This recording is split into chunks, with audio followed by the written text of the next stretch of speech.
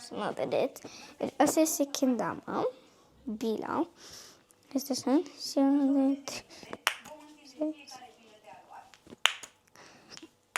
că acum e cam greuț.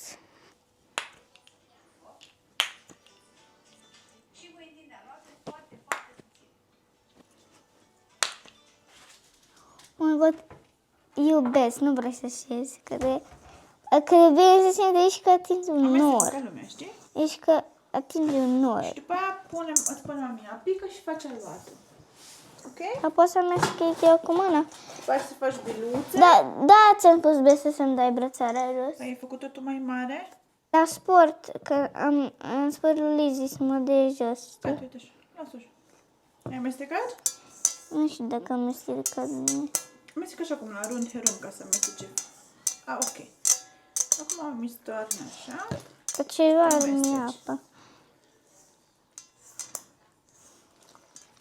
Și amestecă până să se facă un aluat. Ca maci. Cu un aduc și cu un amestec. Corect. Cu un aduci făina acolo, în locul unde nu e mai nas. Bine, la timpul când facem un alat, îi spun mami dacă pot eu să amestec cu mână. Nu știu ce îmi place atât de mult, dar uite, toată pielea mea m-a întins. E foarte. Dar zici că suntem la țară. Eu chiar aș vrea să stăm la țară. Da, mie În România, nu aici în Viena. În România.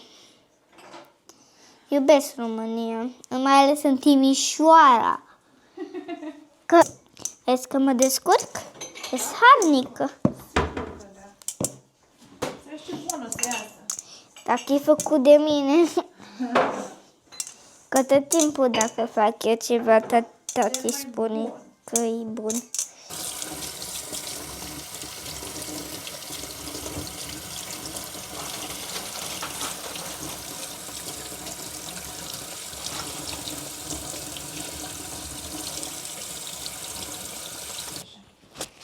Alea meu.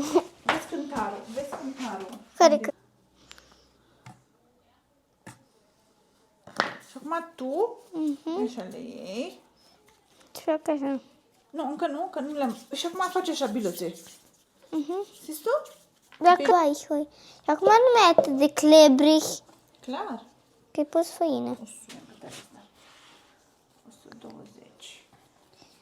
Ceva, e foarte fragilă. Te las să le faci pe ce. E foarte fragilă. Sunt 2, 4, 6, 8, 9. 9 de-astea. Dar când trebuie să le... Am gândit că trebuie să le ungem cu ăla. Păi acum, când ele stau și fac năniță și cresc, noi o să trebuiască să facem aluatul, iubita mea. Păi am făcut alatul. Nu, compoziția de... Poți sta jos și eu? Da, o să le punem în NutriBullet. Da. Da, roșioare, ardei, ceapă și pătrunjel. Ok, și acum punem asta,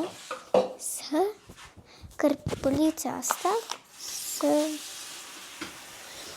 îl punem pe biluțe ca să poată să crească.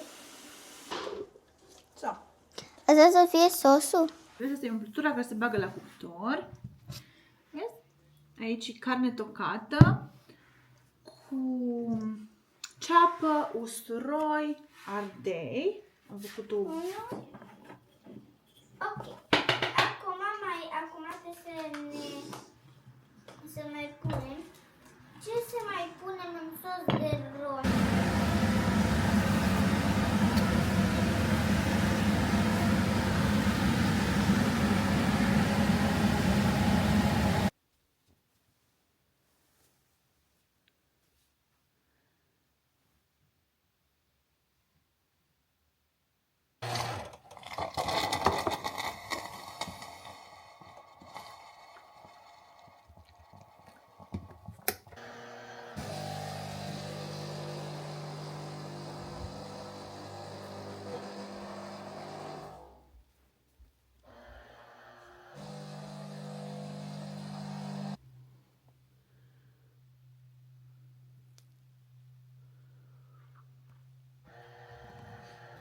Bună dimineața!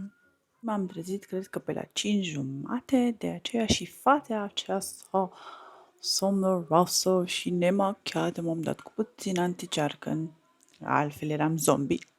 Încă nu e ok, dar tot e mai bine decât fără.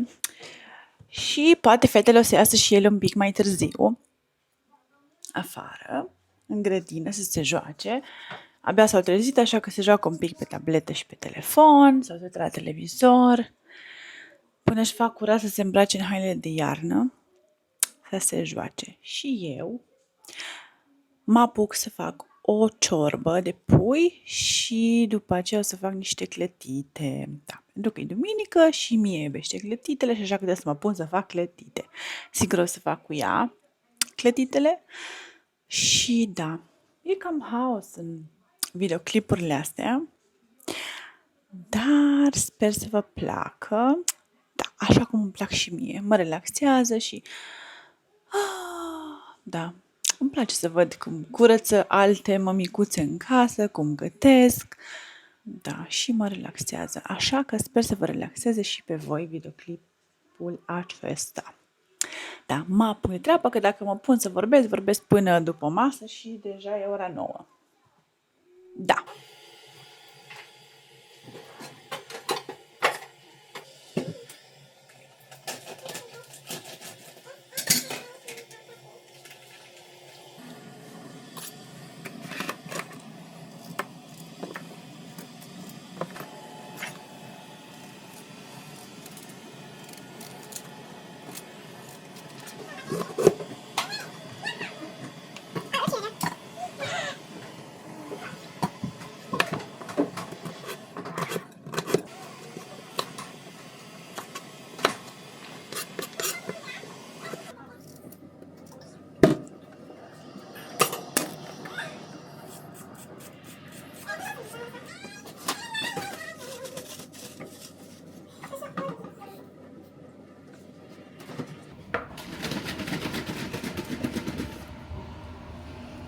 Asta e a doua cafea pe ziua de astăzi.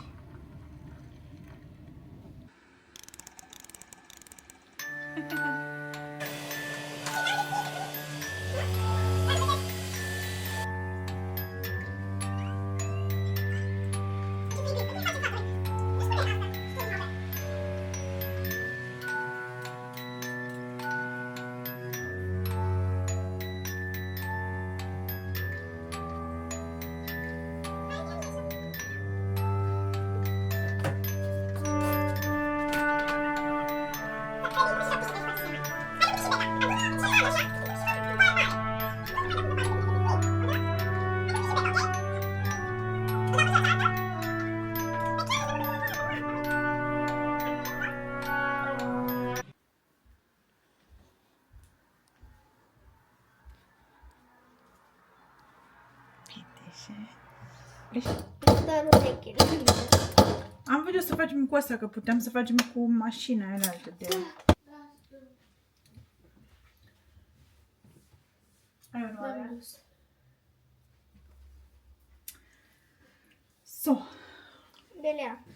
acum Un englez din un englez de bun.